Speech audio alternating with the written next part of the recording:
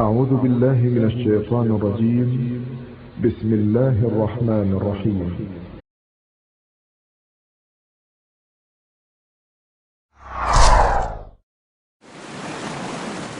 طلع البدر علينا من ثنيات الوداع وجب الشكر علينا ما دعا لله. آپ نے فرمایا 72 میری امت کے فرقے. صحابہ فوراً پوچھتے ہیں یا رسول اللہ صلی اللہ علیہ وسلم، اے حبیب وہ جو ایک جنت میں جانے والے ہیں ہمیں صرف وہ ایک بتا دیجئے جو اللہ کی جنت میں جاتا ہے. فرمایا ما انا علیہ واصحابی اليوم.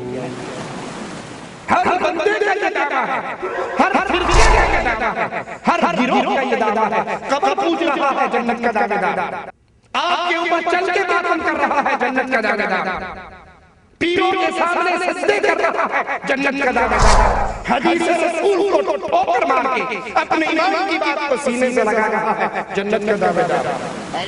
مالک کہتے ہیں دین اسلام کی نعمت اکمل پوری ہو چکی، اب اس میں کسی چیز کے اضافے کی گنجائش نہیں. اور میں نے اس کو تمہارے لیے پسند کیا، اس اسلام کو بطور دین پسند کیا. والسابقون الأولون من المهاجرين والأنصار والذين اتبعوهم بإحسان رضي الله عنهم ورضوا عنه وأعد لهم جنات تجري تحتها الأنهار خالدين فيها أبدا ذلك الفوز العظيم. جن لوگوں نے سبقت کی یعنی سب سے پہلے ایمان لائے مہاجرین میں سے بھی اور انصار میں سے بھی، اور جنہوں نے نیکوکاری کے ساتھ ان کی پیروی کی، خدا ان سے خوش ہے اور وہ خدا سے خوش ہے، اور اس نے ان کے لیے باغات تیار کیے ہیں جن کے نیچے نہریں بہہ رہی ہیں اور ہمیشہ ان میں رہیں گے. یہ بڑی کامیابی ہے. ان الحمد للہ نحمده نصلي على رسوله الكريم. اعوذ باللہ من الشیطان الرجیم. بسم اللہ الرحمن الرحیم. قل هو اللہ احد اللہ الصمد لم یلد ولم یولد ولم یکن له کفوا احد.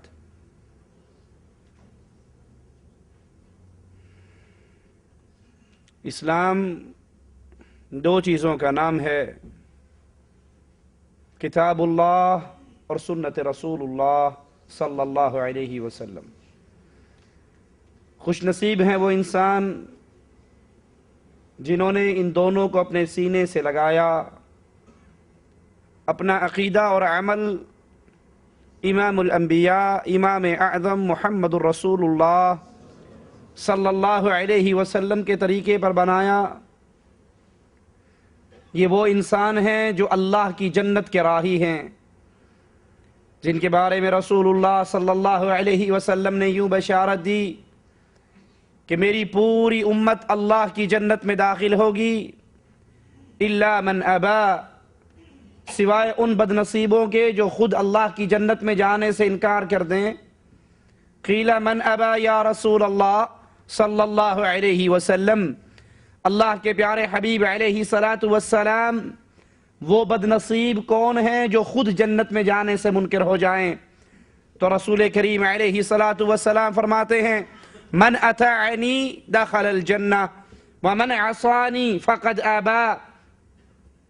جس نے میری اتباع کی، جس نے میری اطاعت کی، جو میری راہ کا راہی بنا، جو میرے پیچھے چلا، جس نے میرے فٹ پرنٹ پہ اپنے قدم رکھے، وہ اللہ کی جنت کے راستے پر چلا. وَمَنْ عَصَانِي، جس نے عقیدہ بناتے ہوئے عمل کرتے ہوئے میرے طریقے کو چھوڑا، میری ہدایت کے راستے کو چھوڑا، اس نے میرے راستے کو نہیں چھوڑا، اللہ کی جنت کے راستے کو چھوڑ دیا. تو اللہ کے نبی صلی اللہ علیہ وسلم کی اتباع، آپ کی اطاعت اللہ کے قرآن اور آپ کی سنتوں پر عمل کر کے ہوتی ہے. اور جو قرآن و سنت کو اپنے ہاتھوں میں تھام لیتے ہیں، اپنی زندگی میں اس کے رنگ کو اتار لیتے ہیں، ان کو اہل سنت کہا جاتا ہے، ان کو اہل الحدیث کہا جاتا ہے۔ اہل سنت وہ مبارک گروہ ہے، وہ عظیم گروہ ہے جن کی جدائی سے اللہ کے پیاروں کو دکھ ہوا کرتا تھا۔ ایوب سختیانی رحمہ اللہ فرماتے ہیں، عظیم محدث ہیں، فرماتے ہیں مجھے اہل سنت میں سے جب کسی کی موت کی اطلاع ملتی ہے تو مجھے یوں محسوس ہوتا ہے جیسے میرے اپنے جسم کا کوئی حصہ الگ ہو گیا ہے، کیونکہ یہ وہ لوگ ہیں جنہوں نے نبی کی سنت کو تھاما، یہ وہ لوگ ہیں جو بگاڑ کے موقع پر اصلاح کرتے ہیں، یہ وہ لوگ ہیں جب کثرت اکثریت برے کاموں پہ چلنے والی ہو جائے، اکثریت راہ ہدایت کو چھوڑ دینے والی ہو تو یہ قلیل لوگ ہوتے ہیں جو ہدایت سے چمٹ جاتے ہیں اور لوگوں کو اس ہدایت کی طرف دعوت دیتے ہیں۔ علی محدث ایوب رحمہ اللہ فرماتے ہیں جو لوگ تمنا کرتے ہیں اہل سنت کے لیے موت کی، ان کے مرنے کی تمنائیں کرتے ہیں، ان کے مرنے کی بددعائیں کرتے ہیں، تو یاد کر لیں یہ وہ ہیں جو اللہ کے نور کو اپنی پھوکوں سے بجھانا چاہتے ہیں اور اللہ اپنے نور کی تکمیل کر کے رہتا ہے، کیونکہ اہل سنت نے اللہ کے نور کتاب اللہ اور سنت رسول اللہ صلی اللہ علیہ وسلم جو دونوں نور کا منارہ ہیں، ہدایت کا منارہ ہے، روشنی کا منارہ ہے، ان دونوں کو تھاما اور اپنے سینے سے لگایا۔ اسلام اور سنت رسول علیہ السلام یہی وہ نعمت ہے کہ جس کو یہ نعمت مل گئی وہ سرفرازی کی راہ پر چل پڑا، اور جو اس سے محروم ہوا وہ دنیا میں بھی محروم اور آخرت میں بھی محروم۔ اسلام اور سنت رسول صلی اللہ علیہ وسلم یہ وہ راستہ ہے جس کے لیے دعا کرنے کا حکم ہمیں اللہ عز و جل ہر نماز میں دیتا ہے۔ اہدنا الصراط المستقیم صراط الذین انعمت علیہم، اے اللہ ہمیں سیدھا راہ دکھا، صراط مستقیم دکھا، راستہ ان لوگوں کا جن پر تیرا اے اللہ انعام ہوا۔ مالک فرماتا ہے وَمَن يُطِعِ اللَّهَ وَالرَّسُولَ فَأُولَئِكَ مَعَ الَّذِينَ أَنْعَمَ اللَّهُ عَلَيْهِمْ مِنَ النَّبِيِّينَ وَالصِّدِّيقِينَ وَالشُّهَدَاءِ وَالصَّالِحِينَ وَحَسُنَ أُولَئِكَ رَفِيقًا۔ جو انسان وَمَن يُطِعِ اللَّهَ اللہ کی اطاعت کرے، والرسول اس کے رسول کی اطاعت کرے، جو اللہ کی عبادت میں کسی کو شریک نہ ٹھہرائے اور نبی کریم کی اتباع میں کسی اور کو شامل نہ کرے، اللہ رسول کی اطاعت کرنے والا یہ وہ خوش نصیب ہے۔ فَأُولَئِكَ مَعَ الَّذِينَ یہ ان لوگوں کے ساتھ ہوگا انعم اللہ علیہم جن پر اللہ نے انعام کیا۔ انعام یافتہ طبقہ یاد کر لیجئے، انعام یافتہ طبقہ سب سے پہلے ان میں اللہ کے انبیاء شامل ہیں۔ من النبیین اللہ نے انعام کیا نبیوں پر، والصدیقین صدیقین پر، والشہداء اللہ کے راستے کے شہداء پر، شہیدوں پر، والصالحین اور نیک لوگوں پر۔ جو اللہ کی اطاعت کرے، جو رسول اللہ صلی اللہ علیہ وسلم کی اطاعت کرے، دوسرے معنی میں جو قرآن اور حدیث کو اپنے سینے سے لگائے، ایک ایک عمل میں قرآن اور حدیث سے رہنمائی لے، یہ وہ خوش نصیب ہے۔ مرنے کے بعد اس کا شمار، اس کا ٹھکانہ نبیوں کے ساتھ، صدیقین کے ساتھ، شہداء کے ساتھ، صالحین کے ساتھ، وَحَسُنَ أُولَئِكَ رَفِيقًا۔ اور اس سے بہترین ساتھی اور کون ہو سکتے ہیں؟ یہ بہترین ساتھ ہے اس کا جس نے زندگی میں منہج اپنایا۔ کوئی بھی کام کرنا ہے پہلے میں یہ تلاش کرتا ہوں کہ اللہ کے قرآن میں اس کا حکم ہے، کیا رسول اللہ صلی اللہ علیہ وسلم نے یہ کر کے دکھایا ہے؟ جس نے اس راہ کو، اس منہج کو، اہل سنت کے اس راستے کو، اہل الحدیث کی اس دعوت کو اپنے سینے سے لگایا، یہ مرنے کے بعد انبیاء کے ساتھ، صدیقین کے ساتھ، شہداء کے ساتھ، صالحین کے ساتھ اور بہترین پڑوس میں ہوگا۔ دوسرے مقام پہ غور کیجئے، مالک فرماتا ہے اليوم اکملت لکم دینکم واتممت علیکم نعمتی ورضیت لکم الاسلام دینا۔ آج تمہارے اوپر تمہارا دین پورا ہو گیا، وہ نعمت میں نے آج تم پر پوری کر دی اور وہ نعمت اسلام ہے. ہر چیز کا نیا ماڈل اچھا لگتا ہے, نئے ماڈل کی گاڑی اچھی لگتی ہے, نیا بنا ہوا گھر اچھا لگتا ہے, ہر نئی چیز اچھی ہوتی ہے, لیکن یاد کر لو اسلام جتنا پرانا ہوگا اتنا اچھا ہوگا. دنیا کی ہر چیز, نئی چیز اچھی ہے, اس میں شائننگ ہے, اس میں کشش ہے. پرانی چیز کی برائیاں اگلی نئی چیز بنتے ہوئے اس کو مٹا دیا جاتا ہے. ایک گاڑی 2000 ماڈل کی, پھر 2001 آیا, 2 آیا, 3 آیا, جو کمیاں تھی اس کو اچھے سے اچھا کر کے بنایا جا رہا ہے. ہر نئی چیز اچھی ہو سکتی ہے, لیکن یاد کر لو اسلام سب سے اچھا جو سب سے زیادہ پرانا ہے. اسلام کا کوئی ماڈل نہیں, اسلام کے کوئی روپ نہیں کہ یہ نبی کے دور کا اسلام تھا, یہ بعد کے دور کا اسلام ہے, یہ اس کے بعد کے دور کا اسلام ہے. اسلام لینا ہے تو واپس لوٹنا پڑے گا محمد الرسول اللہ صلی اللہ علیہ وسلم کے دور میں, خالص ترین اسلام. اور مالک فرماتا ہے میں نے آج اس اسلام کی نعمت کو تمہارے اوپر پورا کر دیا. اکمل سپرلیٹو ڈگری. ایک پیالہ دودھ کا بھر لیں, اتنا بھر لیں کہ اس میں ایک قطرے کی گنجائش بھی نہ رہے, اس کو اکمل کہا جاتا ہے. ایک قطرہ بھی ڈالو تو وہ نکل جائے گا, مکمل بھرا ہوا. مالک کہتا ہے یہ دین, یہ اسلام, یہ نعمت اکمل پوری ہو چکی, اب اس میں کسی چیز کے اضافے کی گنجائش نہیں. اور میں نے اس کو تمہارے لیے پسند کیا, اس اسلام کو بطور دین پسند کیا. تو آج بھی اہل سنت کا راستہ, اہل حدیث کا راستہ, اہل حدیث کی دعوت, مختصر ترین دعوت یہ ہے لوگوں اللہ کی کتاب کو اپنے سینے سے لگاؤ اور محمد رسول اللہ صلی اللہ علیہ وسلم کی سنت کو اپنے سینے سے لگاؤ. اور یہ نعمت خالصتاً اہل ایمان کو نصیب ہوتی ہے کہ وہ قرآن و حدیث کو اپنا اولنا اور بچھونا بنائیں. بد نصیب ہیں وہ لوگ جو کہتے ہیں جی قرآن و حدیث کی بات تو ٹھیک ہے لیکن یہ دور ترقی یافتہ ہے, اس دور کے اندر قرآن و حدیث کی ہر بات پہ عمل نہیں ہو سکتا. وہ دور تھا, اس وقت قرآن و حدیث پہ عمل ہو سکتا تھا, اب یہ نیا دور ہے, جدید تقاضے ہیں, قرآن و حدیث ان تقاضوں کے مطابق پورا نہیں اترتا. ایسا کہنے والا ملت اسلامیہ سے ایسے خارج ہو جاتا ہے جس طرح گوندے ہوئے آٹے سے بال کو نکال لیا جائے. یہ قرآن و حدیث کی دعوت قیامت کی دیواروں تک ہے. یہ ہر دور کے اندر, ہر دور کے تقاضوں کو پورا کرنے والی ہے.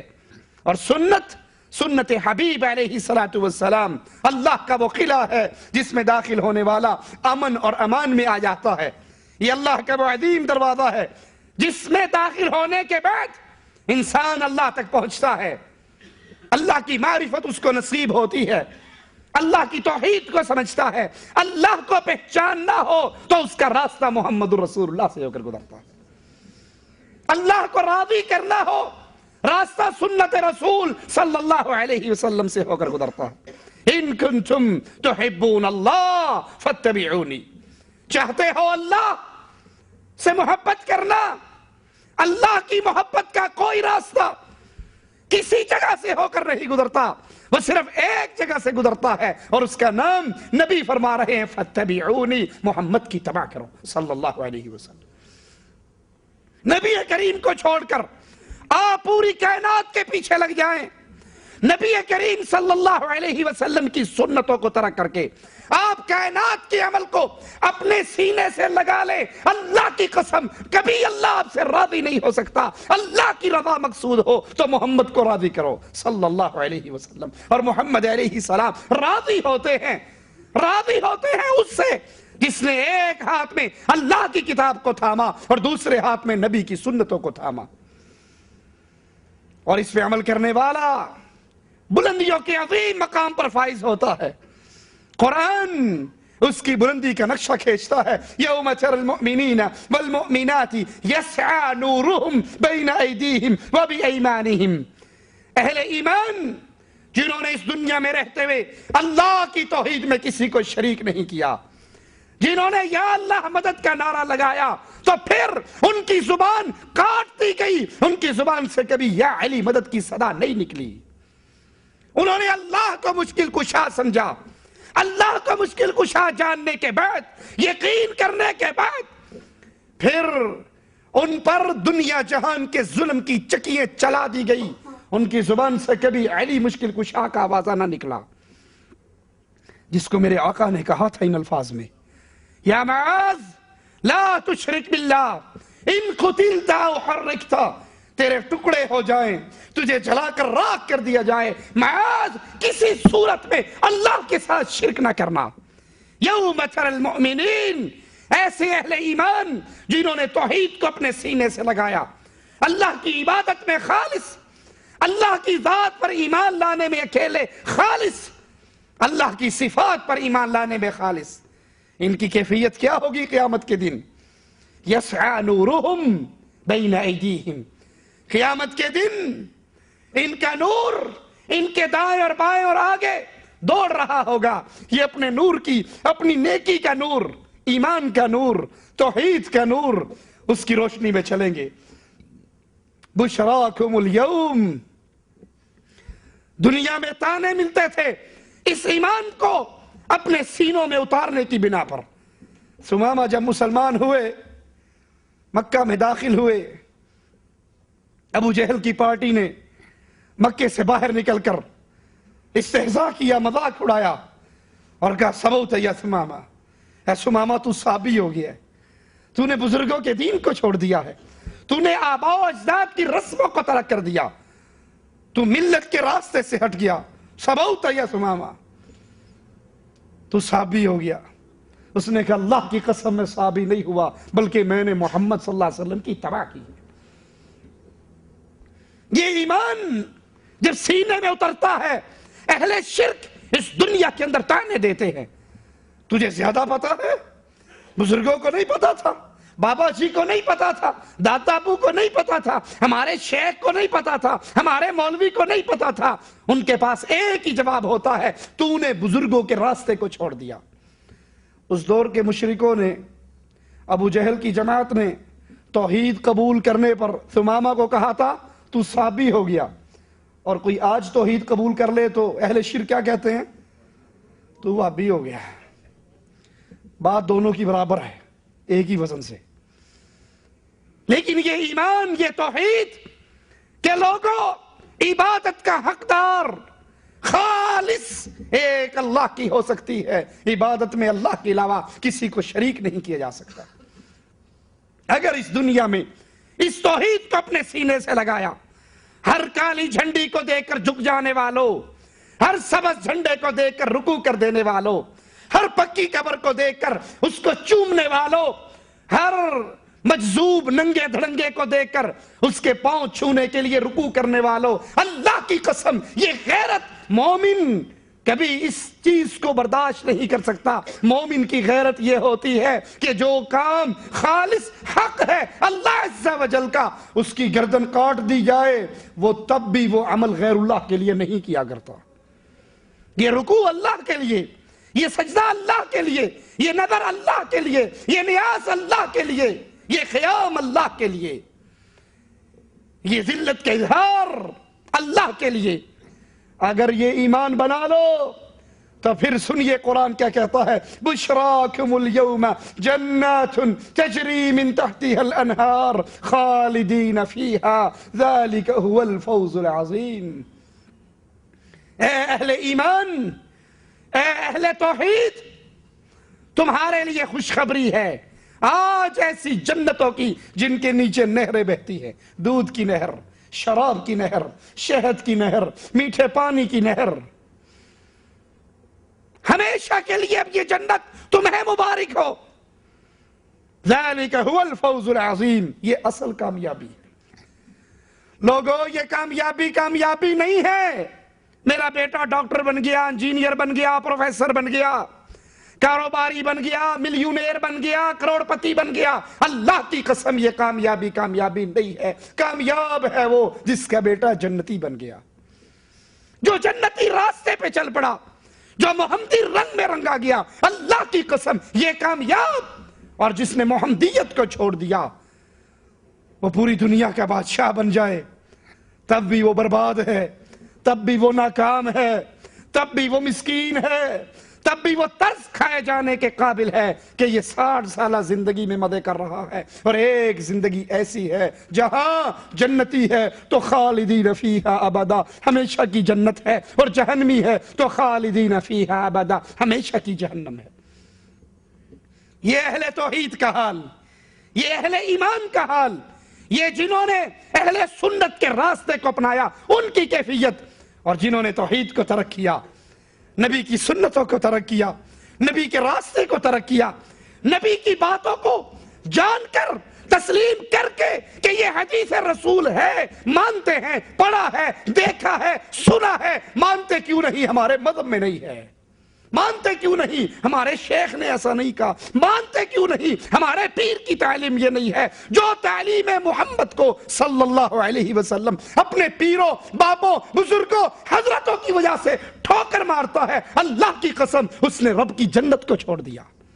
اور اس کی کیفیت یوم یقول المنافقون والمنافقات، یہ منافق مرد اور منافق عورتیں قیامت کے دن یہ آوازیں لگائیں گے للذین آمنوا، اہل ایمان کے لیے، اہل ایمان کو پکاریں گے جب ان کا نور چھین لیا جائے گا، جب ان کو نور نصیب نہیں ہوگا، اہل ایمان سے کہیں گے ٹھہر جاؤ، انتظار کرو، نقتبس من نورکم، ہم تمہاری روشنی سے فائدہ اٹھا لیں، ہم تمہارے ساتھ چل پڑیں، تمہاری روشنی میں ہمارا بھی گزارا ہو جائے۔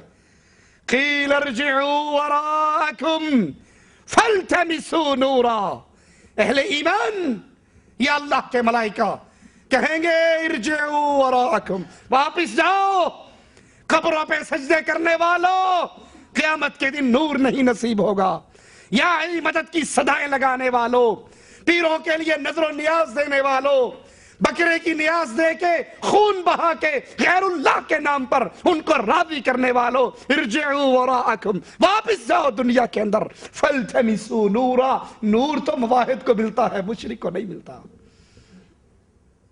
اگر نور لینا ہے اس دنیا کے اندر، اللہ کی توحید کے نور کو اپنے سینے میں جگائیے، اور اس کی مثال بڑی آسان ہے۔ خوش قسمت ہے وہ عورت جو بیاہ کر ایک خامند کی چارپائی پہ آ جاتی ہے، اس کو صرف ایک خامند کی ہی غلامی کرنی پڑتی ہے نا، اللہ کے لیے اعلیٰ مثال سمجھانے کے لیے عرض کر رہا ہوں۔ بدقسمت ہے وہ عورت جو چکلے پہ جا کر بیٹھ جاتی ہے، جس کو ایک خامند کی غلامی بھاری لگتی تھی، وہ ہر آنے والے کے سامنے بچھ جاتی ہے۔ ارے جو ایک اللہ کی عبادت پہ راضی ہو جاتا ہے اس کو پھر کسی در پہ جھکنے کی ضرورت نہیں رہتی، اور جو ایک اللہ کی عبادت پہ راضی نہیں ہوتا وہ ہر سبز جھنڈی کو دے کے گر جاتا ہے، وہ محرم میں دلدل کو دے کے نیچے سے گزر جاتا ہے، وہ آگ پہ چلتا ہے، وہ ہر کسی کے سامنے اپنے ماتھے کو جھکا دیتا ہے۔ کیوں؟ کیونکہ اس کی مثال اسی زانیہ کی طرح ہے جس نے ایک خامند کی اطاعت کو برداشت نہیں کیا تو ہزاروں مردوں کی اس کو اطاعت کرنی پڑی۔ مواحد جب اللہ کی عبادت کرتا ہے پھر اس کو کسی اور کی حاجت نہیں رہتی۔ وَمَن يَتَوَكَّلْ عَلَى اللَّهِ فَهُوَ حَسْبُهُ، جو اللہ پر بھروسہ کرے، جو اللہ پر توکل کرے، جو اللہ سے دوستی کرے، جو اللہ پر راضی ہو جائے، اللہ اکیلا ہی اس کو کافی ہو جاتا ہے۔ یہ اہل شرک، یہ اہل نفاق قیامت کے دن آوازیں لگائیں گے، اے مومنوں ٹھہر جاؤ، اے مواحدوں ٹھہر جاؤ، نقتبس من نورکم، تمہارے نور سے ہمیں بھی کوئی فائدہ مل جائے۔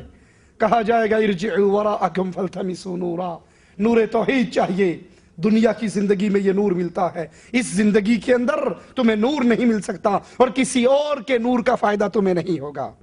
جب اہل بدعت کے، اہل شرک کے چہرے قیامت کے دن سیاہ پڑ رہے ہوں گے تو اہل سنت، اہل الحدیث کے چہرے چمک رہے ہوں گے۔ قرآن بیان کرتا ہے یوم تبیض وجوہ وتسود وجوہ، قیامت کے دن جب کئی لوگوں کے چہرے سفید ہوں گے، نور سے چمک رہے ہوں گے، اے اللہ تجھے تیری رحمت کا واسطہ ہے، ہمیں ان خوش نصیبوں میں شامل فرما دے۔ کچھ کے چہرے چمکتے اور دمکتے تر و تازہ، اور کچھ کے چہرے سیاہ پڑے ہوں گے۔ عبداللہ ابن عباس رضی اللہ عنہما اس آیت کی تفسیر کرتے ہوئے فرماتے ہیں کہ اہل سنت کے چہرے چمک رہے ہوں گے اور اہل بدعت کے چہرے سیاہ ہوں گے۔ اللہ کے لیے عمل کرنے سے پہلے رک جائیے اور لائیے اس کو پیمانہ محمد کریم صلی اللہ علیہ وسلم پر پیش کیجئے۔ یہ عمل کیا یہ سنت رسول ہے؟ کیا یہ حدیث رسول سے ثابت ہے؟ تو کیجئے، اور اگر وہ عمل نبی کریم صلی اللہ علیہ وسلم کی شریعت سے، آپ کی سنت سے، آپ کی حدیث سے ثابت نہیں تو بیان کرنے والا کتنا بڑا آدمی کیوں نہ ہو اس پر عمل نہ کیجئے، کیونکہ وہ آپ کو بجائے جنت کے جہنم کی راہ پہ چلا سکتا ہے۔ اہل سنت کی پہچان کیا ہے؟ کیسے پہچانیں گے یہ اہل سنت ہے؟ اہل سنت کی پہلی نشانی وہ مکمل شریعت کی پاسداری کرتے ہیں۔ کتاب اللہ اور سنت رسول اللہ اس کی مکمل پاسداری کرتے ہیں۔ ہر مسئلے میں وہ عقیدے کا مسئلہ ہو یا عمل ہو، کتاب اللہ اور سنت رسول اللہ کو اپنے سامنے رکھتے ہیں۔ اس کے علاوہ کسی چیز کو اتھینٹک ان کے لیے یہ کافی نہیں کہ اعلیٰ حضرت نے فرما دیا، پیر صاحب نے فرما دیا، حضرت کا فرمانا ہمارے لیے کافی ہے۔ وہ احمد ابن حنبل کی صورت میں ایک ہی آواز لگاتے ہیں، اگر مجھ سے فتویٰ لینا ہے تو آؤ قرآن کی کوئی ایک آیت پیش کر دو۔ وہ امام مالک کی شکل میں آواز لگاتے ہیں، مجھ سے فتویٰ لینا ہے تو محمد کریم کی کوئی ایک حدیث پیش کر دو۔ وہ پاسداری کرتے ہیں کتاب اللہ اور سنت رسول اللہ کی، اور ہر مسئلے میں اصول و فروع کے اندر کتاب و سنت سے فیصلہ لیتے ہیں۔ اہل سنت کی ایک نشانی اور ہے جو مٹتی جا رہی ہے، جو دبتی جا رہی ہے، جو ختم ہوتی جا رہی ہے۔ اہل سنت اہل بدعت سے نفرت کرتے ہیں۔ اہل سنت اہل شرک سے نفرت کرتے ہیں، اہل بدعت سے نفرت کرتے ہیں۔ سوچئے اللہ کے لیے، میری اور آپ کی نفرتوں کی اس وقت پہچان کیا ہے؟ یہ ہندی ہے، میں پاکستانی ہوں، ہماری نہیں جمتی۔ کسی سے قومیت کی بنیاد پہ نفرت ہے، کسی سے رنگ اور نسل کی بنیاد پہ نفرت ہے، کسی سے رشتوں کی بنیاد پہ نفرت ہے۔ اے کاش کسی کے دل کے اندر اللہ کے لیے اتنی غیرت آ جائے جتنی وہ اپنے وطن اور اپنی قوم اور اپنے رنگ اور نسل کے لیے پیدا کرتا ہے۔ کاش ہمارے سینوں میں یہ درد بھی اٹھے، میں اس بندے سے نفرت اس لیے کرتا ہوں کہ یہ اللہ کا دشمن ہے۔ باپ کے دشمن سے ہم نفرت کرتے ہیں یا نہیں؟ کبھی باپ کے دشمن کو اپنے گھر بلائیں گے؟ کبھی اس کے سامنے کھانے رکھیں گے؟ باپ کے دشمن کا بیٹا کتنی ہی اونچی پوسٹ پر فائز ہو جائے، وہ میرے گھر میری بیٹی کا رشتہ مانگنے آئے تو دے دو گے؟ رشتہ ہو جائے گا؟ کہیں گے ٹھیک ہے، تو ڈاکٹر ہے، تو انجینئر ہے، تو پروفیسر ہے، تو مالدار ہے، لیکن میرے ابا کی تیرے ابا کے ساتھ لڑائی ہے، ہم تو ایک دوسرے کے دشمن ہیں، ہم تو ایک دوسرے کے خون کے پیاسے ہیں، تجھے کیسے رشتہ دے سکتا ہوں؟ یہ وہ تعصب ہے جس کی شریعت میں تعریف نہیں کی گئی، اور اس پہ ہم گامزن ہیں۔ لیکن جہاں اللہ رسول کے لیے تعصب کی بات آتی ہے، بیٹی کا رشتہ جس کو دے رہے ہو بھائی یہ تو بے نماز ہے، کوئی نہیں مولوی صاحب دعا کرو آخر پاڑی لائے گا، کوئی گل نہیں ہے تے ڈاکٹر نہ۔ ارے یہ اللہ کے سامنے سجدہ نہیں کرتا، یہ مسجد کا رخ نہیں کرتا، آہستہ آہستہ ٹھیک ہو ہی جائے گا، آہستہ آہستہ۔ اب دیکھو اتنا اچھا رشتہ تو نہ ٹھکراؤ نا، انجینئر صاحب کا رشتہ آیا ہے، کار کوٹھی بنگلے والے کا رشتہ آیا ہے۔ اہل سنت اہل بدعت سے نفرت کرتے ہیں، ان کی محبت اہل سنت کے لیے، ان کی محبت ان کے لیے جن کی محبت اللہ اور اس کے رسول کے لیے۔ ایک صحابی نے اپنے بیٹے کو نبی کی حدیث سنائی تھی کہ اللہ کے نبی کا حکم ہے عورتوں کو مسجدوں میں آنے سے نہ روکو، اللہ کی باندیوں کو اللہ کے گھروں میں آنے سے منع نہ کرو. اس نے کہا تھا میں ضرور منع کروں گا، کیونکہ نبی کا دور اور تھا اور آج کے دور میں فتنہ ہے، فتنے کے ڈر سے میں ضرور منع کروں گا. اس صحابی نے کہا تھا مرتے دم تک میں تجھ سے دوبارہ کلام نہیں کروں گا. میں نے تجھے حدیث رسول سنائی اور سننے کے بعد تو نے وہ بات کہی جو محمد کی بات سے ٹکراتی تھی صلی اللہ علیہ وسلم. ایک حکم کی مخالفت پر ساری عمر اپنے لخت جگر سے کلام نہیں کیا. اور آج جن سے ہم محبتیں کرتے ہیں، جن سے ہم پیار کرتے ہیں، جن کو ہم اپنا امام بناتے ہیں، جن کو ہم اپنا داماد بنانے کے لیے تیار ہو جاتے ہیں، کبھی سوچنے کا ہمارے دل میں موقع ہی نہیں آیا کہ اس کی اللہ رسول سے کیا رشتہ داری ہے، اللہ رسول سے اس کا کیا تعلق ہے. اور اہل سنت کبھی قلت تعداد کی وجہ سے وحشت نہیں کھاتے کہ جی اکثر تو وہی ہیں، ہم تو تھوڑے سے ہیں، زیادہ اکثریت ان کی ہے. مادھو لال کے دربار پہ چلے جاؤ ہزاروں کا مجمع، سہیلی سرکار پہ چلے جاؤ ہزاروں کا مجمع، گولڑے والی سرکار پہ چلے جاؤ ہزاروں کا مجمع، اور اہل ایمان، اہل سنت، اہل حدیث کی مسجد میں آ جاؤ آپ کو درجن یا سینکڑے میں لوگ مل جائیں گے. اہل ایمان اہل شرک کی کثرت سے کبھی وحشت نہیں کھاتے. ان کا ایمان ہوتا ہے اگر اکیلا بھی ہو اور اللہ کی توحید کو سینے سے لگا چکا ہو، یہ اکیلا رب کے دربار میں پوری امت کے برابر ہوتا ہے. اللہ کے ہاں تعداد کی کوئی قیمت نہیں، وہاں ایمان کی قیمت ہوا کرتی ہے. اور اہل سنت کی ایک بہت بڑی نشانی، ان کے سامنے جب حدیث رسول آتی ہے، حکم محمد آتا ہے صلی اللہ علیہ وسلم، ان کی گردنیں جھک جایا کرتی ہیں. وہ اہل سنت کہلانے میں جھوٹا ہے، وہ اہل سنت کہلانے میں دغا کرتا ہے جس کو حدیث رسول سنائی جائے اور پھر بھی وہ اپنی بدعت کے راستے پہ چلتا رہے.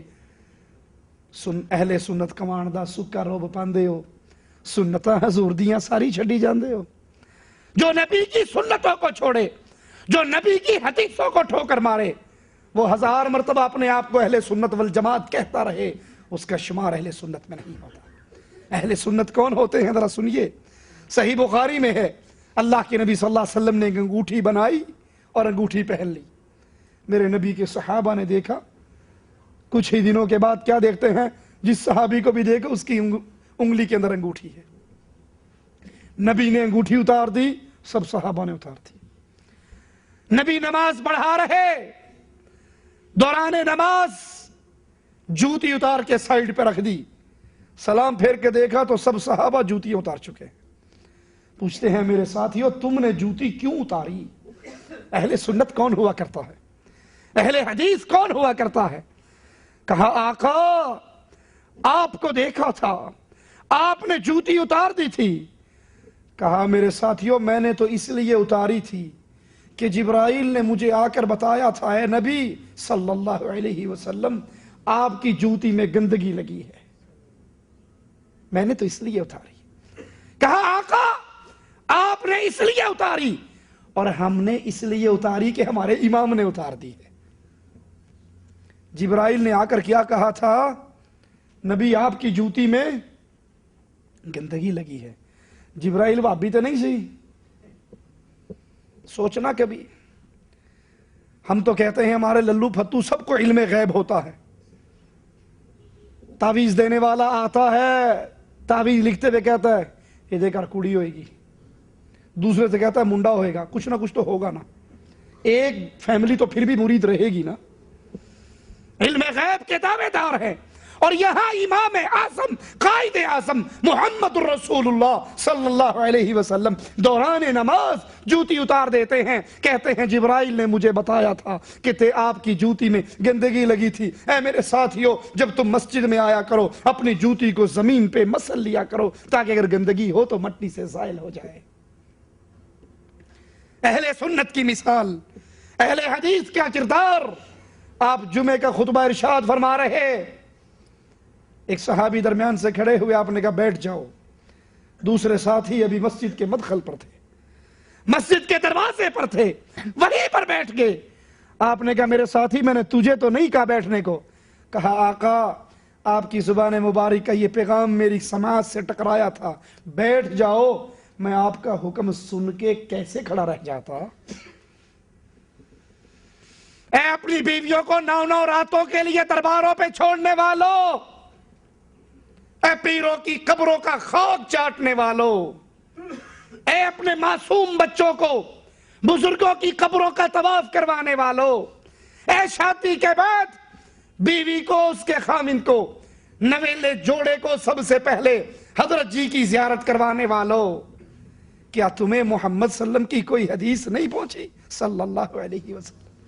کیا تمہیں اللہ کے نبی کا کوئی پیغام نہیں پہنچا؟ کیا تمہیں کسی نے نہیں سنایا؟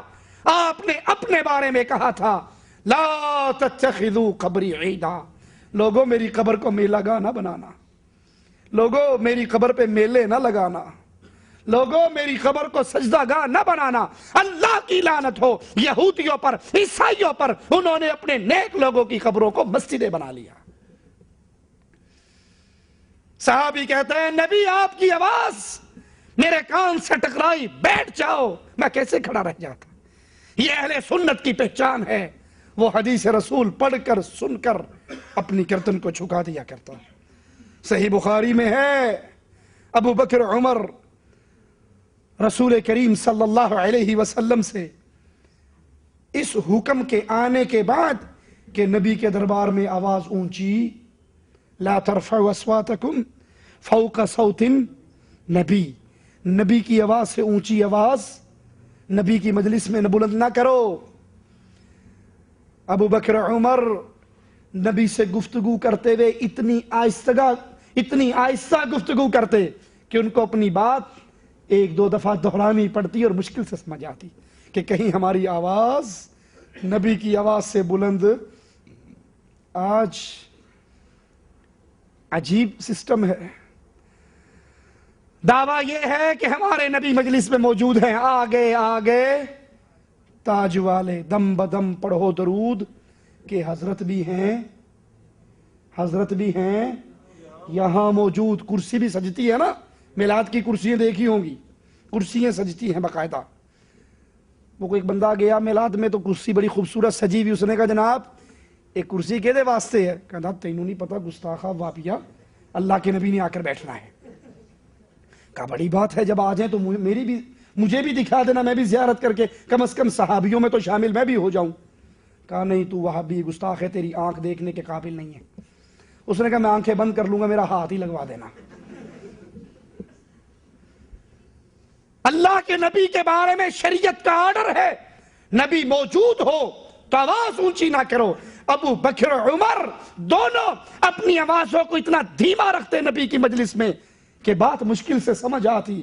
ہمارے ہاں یہ عقیدہ بیان کیا جاتا ہے کہ حضور موجود ہیں، کھڑے بھی ہوتے ہیں، آگے آگے تاج والے، اور نعرہ رسالت لگاتے ہوئے اتنا زور سے لگتا ہے کہ 5 کلومیٹر تک اس کی آواز، اور اگر نبی وہاں پر موجود ہو تو آواز اونچی نہیں ہو سکتی۔ اہل سنت، اہل حدیث ہر مسئلے میں محمد الرسول اللہ صلی اللہ علیہ وسلم کی اتباع کو اپنے لیے فرض سمجھتا ہے۔ صحابہ کرام دین صرف کتاب اللہ اور سنت رسول صلی اللہ علیہ وسلم کو سمجھتے تھے، کسی کی رائے کو، کسی کے فرمانے کو، کسی کی ملفوظ کو صحابہ کرام شریعت نہیں جانتے تھے۔ سوال ہوا تھا ابو بکر سے رضی اللہ عنہ وارضا، مرنے والے کی نانی ہوں، وراثت میں کتنا حصہ ہے؟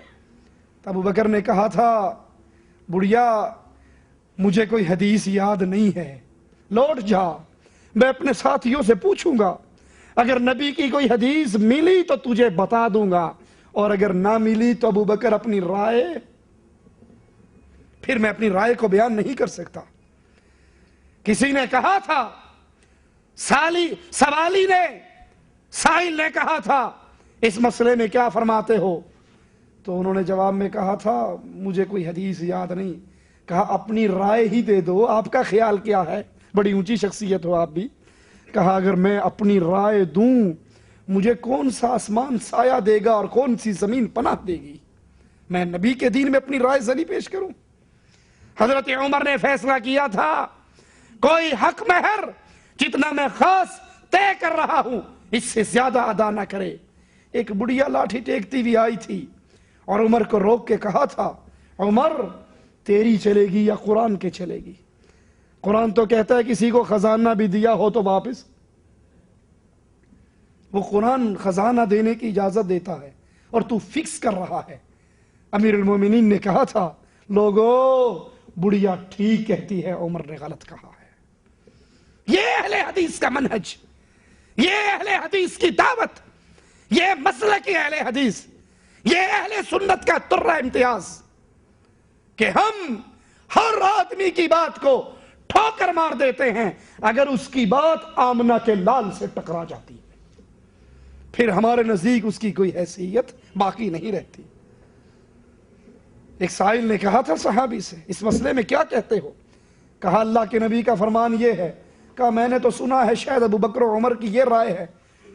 کہا نبی کی حدیث سننے کے باوجود ابو بکر و عمر کی بات کرنے والے، ڈرتا ہوں کہیں آسمان والا تجھ پہ پتھروں کی بارش نہ کر دے۔ رسول اللہ صلی اللہ علیہ وسلم، آپ کی حدیث، آپ کا فرمان، آپ کا عمل، اس کی یہ حیثیت ہے کہ اس کا علم ہو جانے کے بعد اب کسی اور ذات کا نام نہیں لیا جا سکتا۔ یہی تعلیم صحابہ کی، یہی تعلیم محدثین کی، یہی تعلیم ائمہ دین کی۔ 4 امام کا نام آپ نے بھی سنا ہوگا، چاروں کی تعلیم یہی تھی۔ احمد ابن حنبل رحمت اللہ علیہ فرمایا کرتے تھے لوگو دین وہاں سے لینا جہاں سے ہم نے لیا ہے، اور ہم نے لیا ہے اللہ کی کتاب اور محمد صلی اللہ علیہ وسلم کی سنت سے۔ امام مالک رحمت اللہ علیہ فرمایا کرتے تھے ہر آدمی کی بات غلط ہو سکتی ہے سوائے یہ جو اپنی قبر میں سو رہا ہے۔ نبی کی قبر کی طرف اشارہ کر کے کہتے اس کی ہر بات ٹھیک ہے۔ امام شافعی سے کسی نے کہا تھا اگر ہمیں نبی کی حدیث آپ کے ذریعے سے ملے، آپ کا عمل حدیث کے خلاف ملے، ہم آپ کے عمل کو لیں یا حدیث رسول کو لیں؟ تو امام شافعی رحمت اللہ علیہ نے کہا تھا لوگو اگر کبھی زندگی میں یہ موقع دیکھ لو کہ میرا عمل میری بیان کرتا حدیث رسول کے خلاف ہو تو اعلان کر دینا کہ شافعی کا دماغ خراب ہو گیا تھا۔ یہ کیسے ہو سکتا ہے میں حدیث بیان کروں اور خود اس کے خلاف عمل کروں؟ ابو حنیفہ رحمت اللہ علیہ فرمایا کرتے تھے اگر کسی نے میرا مذہب دیکھنا ہے تو صحیح حدیث میرا مذہب ہے۔ لوگوں اگر میری بات اور نبی کی بات ٹکرا جائے، ابو حنیفہ کی بات کو دیوار میں دے مارنا اور محمد کی بات کو سینے سے لگا لینا صلی اللہ علیہ وسلم۔ اسی لیے امام ابو حنیفہ رحمت اللہ علیہ اور امام ابو یوسف بے شمار مسائل کے اندر فتویٰ دینے کے بعد پھر دوبارہ اپنے فتوے سے رجوع کرتے۔ پہلے فتویٰ دیا اور جب حدیث کا علم ہوا تو اپنے سابقہ فتوے سے رجوع کر کے حدیث کے مطابق فتویٰ دیا۔ اپنے مسئلوں سے، اپنے فتووں سے رجوع کرنا دلیل ہے کہ وہ صرف ایک ہی ذات ہے جس کی زبان سے جب نکلتا ہے حق نکلتا ہے، اور اس کا نام محمد الرسول اللہ صلی اللہ علیہ وسلم۔ جنت میں جانے کی ضرورت ہر اہل ایمان کو اس کی خواہش ہے، اور راستہ اللہ کے نبی مجھے اور آپ کو دے چکے ہیں۔ ما انا علیہ واصحابی، جس راستے پر میں اور میرے صحابہ یہ جنتی، اور جس راستے سے اور جو نبی اور صحابہ کے راستے سے جدا ہوتا ہے وہ جنت کے راستے پہ نہیں۔ آؤ ذرا موجودہ جماعتوں کو، فرقوں کو دیکھ کر ہم بھی اندازہ کریں اللہ کے نبی نے جنتی جماعت کس کو قرار دیا؟ جو صحابہ کے طریقے پر ہو۔ ما انا علیہ و اصحابی، جو میرے راستے پر ہے، میرے صحابہ کے راستے پر ہے۔ کیا کبھی وہ جماعت جنتی ہو سکتی ہے؟ محرم کا مہینہ شروع ہے نا، کیا کبھی وہ جماعت جنتی ہو سکتی ہے جس کی بنیادی کتابوں میں یہ عقیدہ لکھا ہو ارتد الناس بعد النبی، کہ نبی کی وفات کے بعد سوائے 4 صحابہ کے سارے مرتد ہو گئے تھے؟ لا حول ولا قوت الا باللہ۔ کیا کبھی یہ جنتی جماعت ہے؟ آپ نے فرمایا جنتی جماعت وہ جو میرے اور میرے صحابہ کے طریقے پہ ہو، اور جس جماعت کا عقیدہ یہ ہو، جس جماعت کا منہج یہ ہو، جس جماعت کا نعرہ یہ ہو کہ ارتد الناس بعد النبی الا 4، کہ نبی کی وفات کے فوراً بعد صرف 4 بچے تھے، باقی سارے دوبارہ کافر ہو گئے تھے۔ انا للہ و انا الیہ راجعون۔ کسی کے دل میں یہ خوش فہمی نہ رہے کہ وہ 4 کون سے تھے۔ ہو سکتا ہے کسی کے دل میں آئے ان 4 میں ایک تو علی کو ہونا چاہیے، ان 4 میں ایک تو حسن کو ہونا چاہیے، ان 4 میں ایک حسین کو ہونا چاہیے، ان 4 میں ایک فاطمہ کو ہونا چاہیے، ان 4 کے اندر ایک عباس کو ہونا چاہیے، ان 4 کے اندر مسلم بن عقیل کو ہونا چاہیے، اس 4 کے اندر اہل بیت کو ہونا چاہیے۔ کہا وہ 4 کون سے ہیں؟ کہا سلمان، مقداد، ابو ذر، یہ مسلمان بچے، باقی سارے دوبارہ پھر کفر کی حالت پہ لوٹ گئے۔ لا حول ولا قوت الا باللہ۔ تو یہ نکل گئے اہل ایمان کی لسٹ میں سے جن کا راستہ جنتی راستہ ہے۔ ایک اور جماعت ہمارے ہاں بڑی گھومتی ہوئی نظر آئے گی آپ کو، قبروں پر چادریں چڑھا رہی ہے، ڈھول پیٹ رہی ہے، سبز پگڑیاں ان کے سروں پہ ہے، میلوں کا انعقاد ہے۔ لائیے پیمانہ آپ کے ہاتھ میں، آپ کے نبی آپ کو دے چکے ہیں۔ حق پہ کون؟ جو محمد کے صحابہ پر ہو۔ کیا نبی کے صحابہ نے اپنے نبی صلی اللہ علیہ وسلم کا دربار بنایا؟ اس پہ میلہ لگایا، اس پہ عرس لگایا، اس پہ چادر چڑھائی، بکروں کی نیاز ہوئی؟ نہیں ہوئی۔ اگر نہیں ہوئی تو پھر یہ ان میں شامل نہیں جن کو محمد رسول اللہ نے جنتی راستہ کہا، جن کو کہا یہ جنتی جماعت ہے۔ نہیں یقین؟ لو ہم آپ کو یقین کروا دیتے ہیں۔ یہ ہمارے ہاتھ میں تذکرہ غوثیہ ہے، غوث علی شاہ قلندر قادری کی کتاب، اس کے صفحہ نمبر 325 پر ایک عقیدہ بیان کیا گیا جو عقیدہ نبی کے صحابہ سے ٹکراتا ہے۔ ذرا آپ بھی سنیے اور پھر فیصلہ کیجئے کہ جنتی جماعت کے لیے تو ایک ہی فارمولہ ہے، وہ جماعت جو محمد صلی اللہ علیہ وسلم کے صحابہ کے طریقے پر ہو۔ کہتے ہیں ایک روز ارشاد ہوا، ابو بکر شبلی کی خدمت میں 2 شخص بیعت کرنے کی ارادے سے آئے تو ابو بکر شبلی نے ایک سے کہا پڑھو لا الہ الا اللہ شبلی رسول اللہ۔ اس نے کہا لا حول ولا قوت الا باللہ۔ پیر صاحب نے بھی کہا لا حول ولا قوت الا باللہ۔ اس نے کہا پیر صاحب آپ نے کیوں پڑھی؟ اس نے کہا میں نے اس لیے پڑھی کہ میں بے شرع۔ اس نے پوچھا مرید سے تو نے کیوں پڑھی؟ مرید نے کہا میں نے اس لیے پڑھی، بے شرع بے دین کے پاس میں مرید ہونے آ گیا۔ اس نے کہا ہم نے اس لیے پڑھی جاہل کے سامنے راز کی بات بتا دی۔ دوسرے سے کہا اچھا تو پڑھ لا الہ الا اللہ شبلی رسول اللہ۔ اس نے جواب دیا حضرت میں تو آپ کو کچھ اور ہی سمجھ کے آیا تھا، آپ تو ورے ہی گر پڑے، صرف رسالت پہ ہی قناعت کر لی، رسول ہونے پر راضی ہو گئے، میں تو آپ کو خدا ماننے کے لیے آیا تھا۔ اس کو تھپکی دے کر کہا شاباش تم بیٹھو ہم تمہیں تعلیم دیں گے۔ بتائیے کیا یہ راستہ صحابہ کا راستہ ہے؟ قطعاً نہیں۔ ارے صحابہ کا راستہ، حضرت عمر تورات کا ایک ورقہ لیتے ہیں، پڑھتے ہیں، خوش ہوتے ہیں، موسیٰ کی کتاب مل گئی۔ ابو بکر صدیق مزاج شناس رسول صلی اللہ علیہ وسلم، نبی کے بگڑتی ہوئی طبیعت، غصے میں آتا ہوا چہرہ دے کر کہتے ہیں عمر تجھے گم پانے والیاں، میرے نبی کریم صلی اللہ علیہ وسلم کا چہرہ نہیں دیکھ رہا، غصے سے سرخ ہو رہا۔ عمر تورات کے ورقے کو زمین پہ پھینک دیتے ہیں، رضیت باللہ ربا وبالاسلام دینا وبمحمد نبیا، اس کا نعرہ لگاتے ہیں۔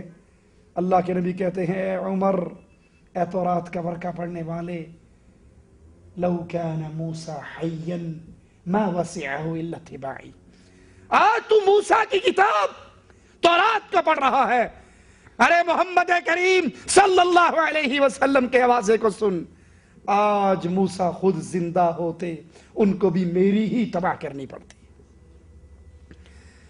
یہاں اہل سنت والجماعت کا نعرہ ہے اور مریدوں کو اپنے کلمے پڑھائے جا رہے ہیں، اپنا نام پڑھایا جا رہا ہے۔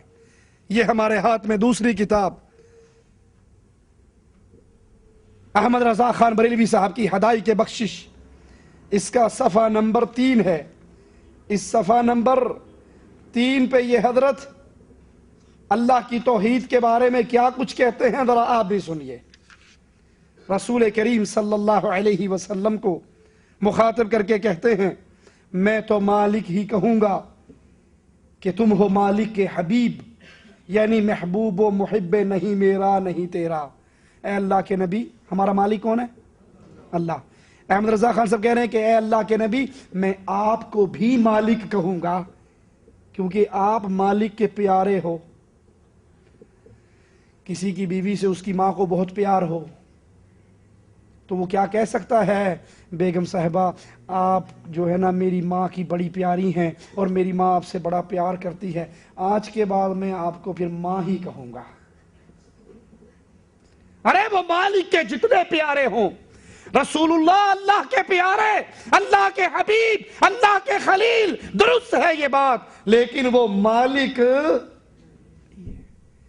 اور اگر وہ مالک ہوتے احد میں جب ان کے دندان شہید ہوئے تھے، ماتھا پھٹا تھا، گڑے میں گرے تھے، بے ہوش ہوئے تھے، ہوش آنے پر کہا تھا کیف یفلح القوم، یہ فلاح پائے گی جنہوں نے اپنے رسول کے ماتھے کو پھاڑ ڈالا۔ اگر یہ مالک ہوتے تو قرآن کی یہ آیت کبھی نازل نہ ہوتی، لیس لک من الامر شیء، اے محمد تیرا اختیار نہیں ہے صلی اللہ علیہ وسلم۔ اختیار آپ کا نہیں، اختیار تو اللہ عز و جل کا ہے۔ چاہوں جنہوں نے آپ پر ظلم کیا ہے ان کو عذاب دے دوں اور چاہوں ان کو ہدایت دے کر سیف اللہ بنا دوں۔ کیا خالد بن ولید اس لشکر میں شامل نہ تھے جنہوں نے احد کا پانسا پلٹا تھا؟ تو کیا خالد سیف اللہ نہیں بنے؟ آپ کے ہاتھ میں ترازو ہے، اور یاد کر لیجئے یہاں پر اس بات کو، کم از کم جتنے ہم یہاں بیٹھے ہیں وہ اور جن تک ہماری آواز پہنچے گی وہ قیامت کے دن یہ بہانہ اللہ کے دربار میں نہیں کر سکتے۔ اللہ کدھر جاتے، ادھر بھی مولوی تھا، ادھر بھی مولوی تھا، ادھر بھی قرآن پڑھتا تھا، ادھر بھی قرآن پڑھتا تھا، ادھر بھی اسلام کا نام تھا، ادھر بھی اسلام کا نام تھا، ادھر بھی بڑی ساری داڑھی تھی اور ادھر بھی بڑی ساری داڑھی والا تھا۔ ہم کدھر جاتے؟ ہم نے ان کے ہاتھ میں نبی کی حدیثوں کے مطابق پیمانہ ترازو دے دیا ہے۔ اگر چاہتے ہو جنتی راستہ کون سا ہے تو ایک ترازو، ما انا علیہ واصحابی، جس مذہب پر، جس دین پر، جس شریعت پر، جس راستے پر محمد کے صحابہ وہ جنتی، اور جو محمد کے صحابہ کے راستے پہ نہیں ہے وہ اپنے آپ کو مومن کہلا لے، جو مرضی کہلا لے، وہ جنتی جماعت میں شامل نہیں ہے۔ نہیں یقین تو یہ ہمارے ہاتھ میں ایک اور رسالہ ہے، ذرا سنیے اور سوچئے کہ صحابہ کرام کے یہ قائد تھے۔ الامداد اشرف علی تھانوی صاحب کا رسالہ، ان کا ایک مرید، اس رسالے کا صفحہ نمبر 35 ہے، ان کا ایک مرید خواب دیکھتا ہے اور خواب میں وہ کلمہ شریف پڑھتا ہے، لا الہ الا اللہ اشرف علی رسول اللہ، خواب میں کلمہ پڑھتا ہے۔ جس کو نہیں یقین درس کے بعد سٹیج پہ آ کے اپنی رب کی دی ہوئی آنکھوں سے پڑھ سکتا ہے، اور پڑھنے کے بعد اگر پھر بھی وہ یہ بہانہ کرے ہمیں نہیں پتا حق کیا ہے تو پھر وہ اپنے دل سے فیصلہ کرے وہ کس کو دھوکہ دے رہا ہے۔ مرید نے پڑھا خواب میں لا الہ الا اللہ اشرف علی تھانوی رسول اللہ، بیدار ہو گیا، ہڑبڑا بیٹھا، اٹھ کے بیٹھا، خواب میں غلط کلمہ پڑھنا یاد آیا تو فوراً تصحیح کرنا چاہا۔ اب تصحیح کر رہا ہے، کیا کہتا ہے؟ کہا مجھے اس خواب والی غلطی کا علم تھا، اب میں جاگ گیا ہوں، اب میری نیند ختم ہو چکی ہے اور جاگ کے میں پڑھتا ہوں اللہم صلی علی سیدنا و نبینا و مولانا اشرف علی۔ درود کے اندر بھی نبی کا نام جاگ کر، جاگتا ہوا، سویا ہوا نہیں، سوئے میں صرف کلمہ پڑھا تھا، سویا ہوا معاف بھی ہو سکتا ہے، نیند ہے نا اس کے اختیار نہیں، خواب میں کچھ بھی انسان دیکھ لیتا ہے، لیکن یہ تو جاگ کر پھر اپنے پیر صاحب کا نام لیتا ہے اور سوال لکھتا ہے اشرف علی تھانوی صاحب کو۔ تھانوی صاحب جواب میں کہتے ہیں، جواب اس واقعے میں تسلی تھی کہ جس کی طرف تم رجوع کرتے ہو وہ بعینہ تعالی متبع سنت ہے، تم میری طرف رجوع کرتے ہو اور میں نبی کی سنتوں پہ چلتا ہوں، ٹینشن لینے کی کوئی بات نہیں ہے۔ کیا یہ معاملہ، کیا یہ عمل رسول اللہ صلی اللہ علیہ وسلم کے صحابہ کا عمل ہے؟ کیا نبی کے صحابہ نے کسی کو یہ تعلیم دی؟ نہیں لوگوں، ان کی تو ایک ہی تعلیم ہوا کرتی تھی، اللہ کا حکم قرآن کی صورت میں اور محمد کریم صلی اللہ علیہ وسلم کے عمل حدیث اور سنت کی صورت میں۔ لہذا کوئی فرقہ ناجیہ کو پہچاننا چاہے تو آئے، اہل حدیث کی دعوت کو قبول کرے، اہل سنت کی دعوت کو قبول کرے، جن کے دو ہی آوازیں ہیں، لوگوں اللہ کی عبادت میں کوئی شریک نہیں ہو سکتا، اللہ کی عبادت میں محمد کریم صلی اللہ علیہ وسلم کو بھی شریک نہیں کیا جا سکتا، اسی طرح محمد کریم صلی اللہ علیہ وسلم کی اتباع کے اندر کسی اور کو شریک نہیں کیا جا سکتا۔ ہر آدمی کی بات غلط ہو سکتی ہے، صرف محمد الرسول اللہ صلی اللہ علیہ وسلم ایک ایسی ذات ہے جس کی کوئی بات کبھی غلط، وہ شریعت کی بات جب بھی بتاتے ہیں اپنی مرضی سے تو کلام ہی نہیں کرتے، وہ عرش والے کی مرضی سے کلام کرتے ہیں۔ آخری بات کہہ کے بات ختم کرتا ہوں۔ پھر کہیں گے مولوی صاحب ہم نے مسئلے پوچھنے ہوتے ہیں، کہاں جائیں، ادھر بھی مولوی اور ادھر بھی مولوی۔ میں آپ کو مثال دیتا ہوں، کبھی آپ نے دیکھا کوئی عقل مند آدمی ہو اور عقل مند آدمی ڈاکٹر کی دکان پہ جائے، ڈاکٹر کے کلینک پہ جائے، مستوصف پہ جائے اور جا کر کے جی 2 کلو ٹماٹر دے دو؟ اگر کوئی ڈاکٹر کے کلینک میں داخل ہو کر کہے ڈاکٹر صاحب 2 کلو ٹماٹر دے دو، تو کیا خیال ہے آپ سوچو گے یہ سکریوٹ ہلا ہے۔ ایک آدمی نائی کی دکان میں، حلاق کے دکان پہ جاتا ہے اور کہتا ہے 2 کلو چینی تول کے دینا جی، آپ کہو گے اس کی کھوپڑی ٹھیک نہیں ہے، جا بھائی جا اگلی دکان سے ملے گی چل۔ کوئی سبزی والی کے پاس آ کر کہے 2 گھوڑا بوسکی کا تھان چاہیے، کبھی ایسا ہوتا ہے؟ عقل مند ایسا کرتا ہے؟ کیوں؟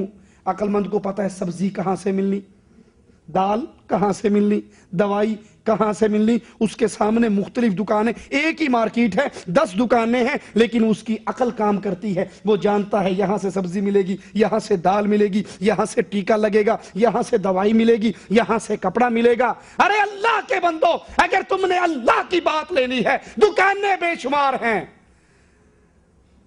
آگ پہ چلنے والوں کی دکان، سینہ پیٹنے والوں کی دکان، 12 کو معصوم کہنے والوں کی دکان، اپنے پیروں کو معصوم کہنے والوں کی دکان، قبروں پہ سجدے کرنے والوں کی دکان، حدیث رسول کے مقابلے پہ اپنے امام اور شیخ کی بات کو حجت کہنے والوں کی دکان، یہ سب دکانیں ہیں جو ملاوٹی سامان بیچ رہی ہے۔ ایک دکان اہل حدیث کی ہے، ایک دکان اہل سنت کی ہے، جنہوں نے بورڈ لگایا ہے اہل حدیث کے 2 ہی اصول، اطیعوا اللہ و اطیعوا الرسول۔ لوگوں اگر تم نے سچا دین لینا ہے تو آؤ، تمہیں کہاں سے ملے گا؟